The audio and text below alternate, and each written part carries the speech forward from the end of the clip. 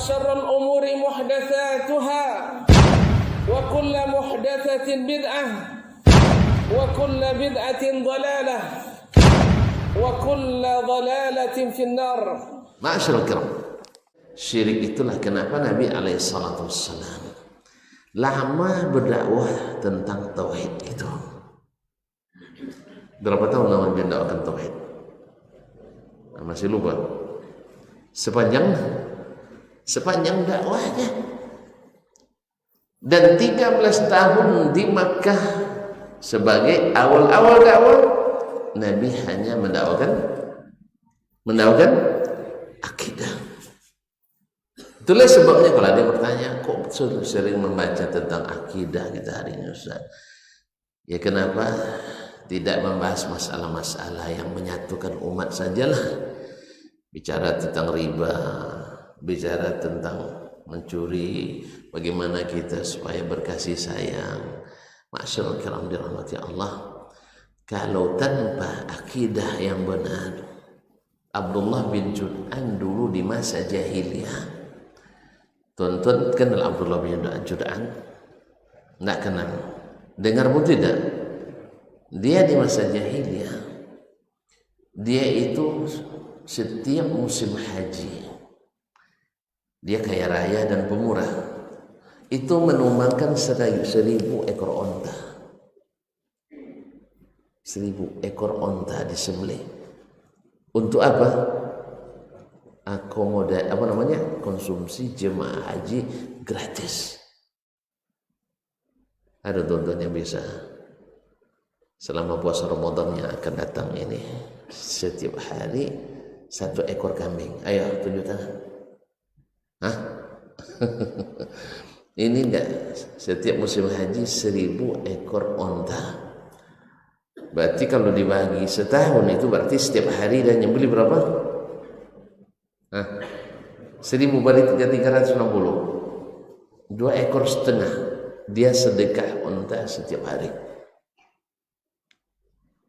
sepanjang tahun. Tapi ditanya oleh Aisyah radhiyallahu anha kepada baginda Nabi sallallahu alaihi wasallam, hal yanfa'u dzalika fil akhirah?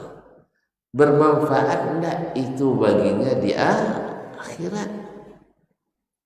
Dijawab oleh Nabi alaihi salatu wassalam, la. Lam yaqul yawma idzin rabbighfirli yawmaddin. Dia tidak pernah sekalipun berucap, wahai Rabbku, yakni ya Allah, Allahumma firli yaumaddin, ampuni dosaku pada hari pembalasan.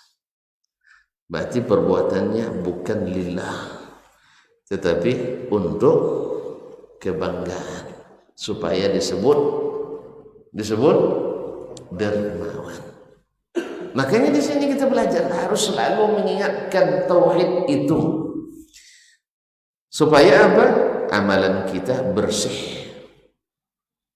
Nah, tauhid yang dimaksud ada 2. Tauhid kepada Allah, yaitu tidak beribadah kecuali ikhlas karenanya. Dan tauhid kepada Rasulullah SAW, yaitu tidak mengikuti dalam berkeyakinan, dalam beribadah, dalam beramal kecuali